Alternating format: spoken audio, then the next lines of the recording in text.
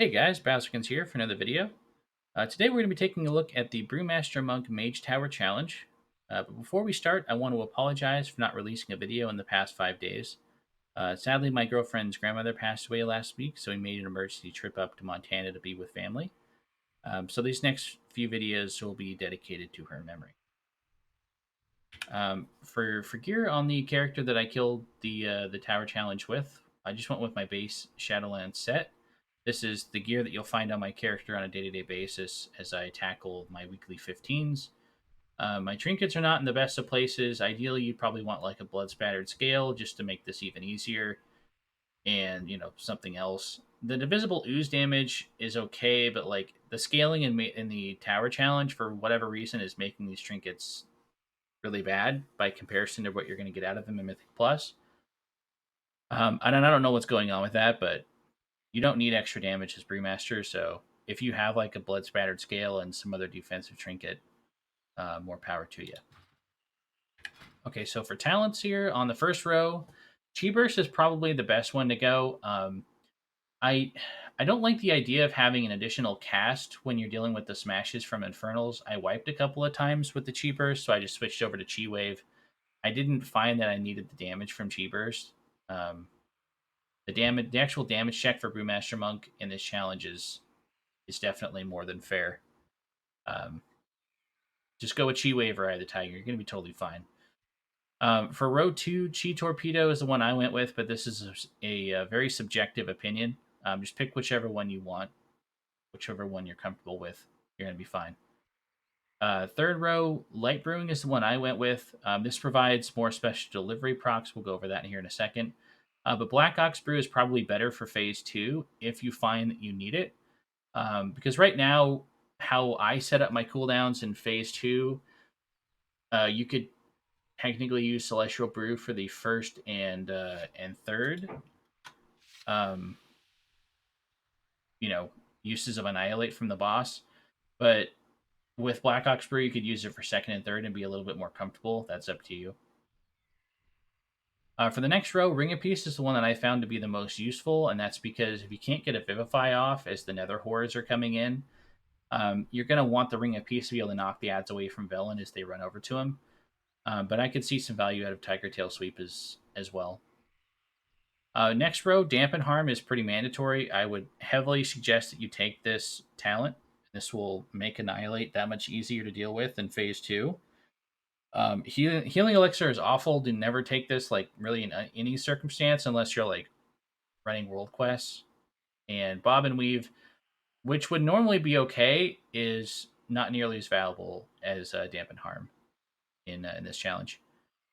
Next row, go with Special Delivery or Rushing Jade Wind. Both are pretty decent on damage, though I will say Special Delivery giving a 50% slow is relevant against Nether Horrors in phase two because you can kind of kite them out as you're fighting the boss. Something to think about. But both of them do um, more than adequate damage. For the last row, I went with High Tolerance for the additional effectiveness of Stagger. This is relevant, but not mandatory. If you're comfortable with one of these other two, and you feel like you can get the value out of them respectively, then go ahead and do it. Um, it's not a mandatory selection, but I found that it's the most comfortable, and usually always is. Right, High Tolerance is just a really good talent. All right, so with that out of the way, let's go ahead and get into the video. All right, guys, we're into the kill video now. Taking a look at the Brewmaster Monk in the Tank Tower Challenge. As you can see in my orders in the top right corner, just like my other videos, I just went with Eternal Flask, or excuse me, the Flask of Power, um, and just the oils on my weapons. Right, so very straightforward. I don't use money on feasts. I don't do anything else with like scrolls or anything weird like that. It's just flask and oils, and then I also have the armor kit to my chest piece. All right, so we're going to start out here just doing as much damage as we can, pushing the boss as far down as we can before this Drain Life comes out right here. The timing of the Drain Life can be weird at times. Um, so, my general rule is don't get more than 4 or 5 stacks. You see, we already pushed the boss down 20% when the first Nether Horrors come out. That's really good for us. We could have, and And you can do it by even more.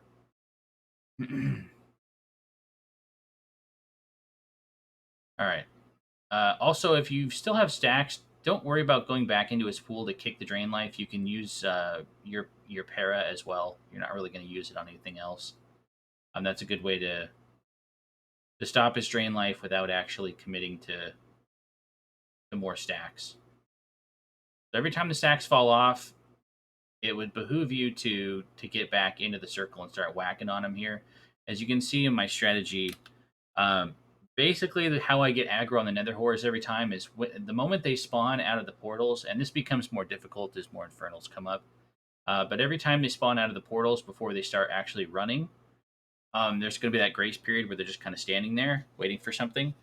Um, if you cast a Vivify at that moment, once they're actually outside of the portals, but before they start moving, then they'll aggro over to you. If you don't heal yourself with Vivify before they start running, they're going to run over to their priest and start whacking on you. So just cast that Vivify, and then ideally you're also going to have your stacks off of you, and then just run them in with Varus, Cake Smash, Leg Sweep, hit some Purifying Brews, for special delivery. They should die very, very quickly. Dealing with the actual Nether Horrors is easiest on Brewmaster, I found, than any of the specs that I've played in here so far. All right, so we're just going to let our stacks fall off here. Go back in. You can tell we're not really using healing orbs. We're probably going to use one here soon because our health is a little low. But it's not a big deal. Use a para again there to interrupt the drain life. I found that just this this challenge in general on Brewmaster Monk is just like painfully easy.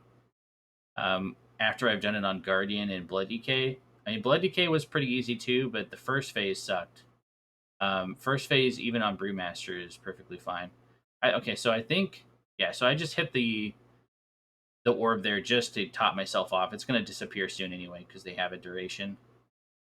Stay out of the smashes. For these eyes guys, generally what I recommend is like go into them with a spinning crane kick. Anything that will like apply your Mystic Touch debuff to them, and then hit them with a blackout kick, and generally they're gonna die just from those two abilities. One thing you'll notice that I'm doing here, I'm gonna rewind it here a little bit, is I'm spinning crane. I'm doing my spinning crane kick from the very outside edge. If you can get right up next to the edge of this circle and hit spinning crane kick, it will actually hit him. You do have enough range here, so you're going to see me doing that right here. See, my spinning crane kick is damaging him. Bring the Nether Horrors in. Spinning crane kick. Yeah, I'm taking a little bit of damage here. We're going to want to go get an orb. That's just from the Nether Horror damage and the Infernals doing their AoE on me. See, spinning crane kick and blackout kick, it will kill them every time. So we're slowing on our push of the boss a little bit here, because I'm not doing a great job of getting back in every single time. You could probably shave some more time off of this first phase push from what I did. You can see I'm just pushing him as hard as I can there, get him out. I do have 6 stacks of the debuff here, but it's not a big deal. All right, so our strategy for Cruel is going to be very straightforward. We're going to want to maintain that practice of trying to get a Vivify off when the Nether Horrors come out of their portal so they don't run over to Velen and start beating the crud out of them. But we're also going to need to keep an eye on Annihilate, and you're going to have to actually be close to Cruel for the majority of the fight here because you don't have a ranged kick like you do with like Blood Decay or Vengeance Demon Hunter or even Prop Paladin, something that you can do from range to stop that Twisted Reflection spell from going off. You can para from range, but your actual spell kick, the thing that's going to deny him that Twisted Reflection reliably, is melee, right? So try to stay relatively close to him so that you can use that Twisted Reflection. And then we'll go over cooldowns as they come along here for surviving his. All right, you can see here I just Chi Torpedo over. I Spinning Crane Kick to grab the aggro on the Nether Horrors because I don't want to cast Vivify in front of this Infernal here. All right, so he's about to cast Annihilate. I hit him with the circle. It wasn't necessary, but the way that I've planned this phase out, I don't need extra orbs at all, right? So Twisted Reflection goes out. I kick it. So we got our another orb here. And by the way, that first annihilate that he used, you can just purify and um, dispel harm on that, and you're going to be just fine. The first annihilate is very, very easy to survive. And for people who don't, maybe looking at this as like a fresh guide for Mage Tower, the annihilate is a stacking debuff that the higher the stack goes, the more damage you take from the following annihilate, to the point where the second, third, fourth, and especially fifth become more and more lethal. By the time you get to the fourth annihilate, you're going to need some huge cooldowns to be able to survive that reliably. So that's why we're going to be talking about cooldowns for the annihilate.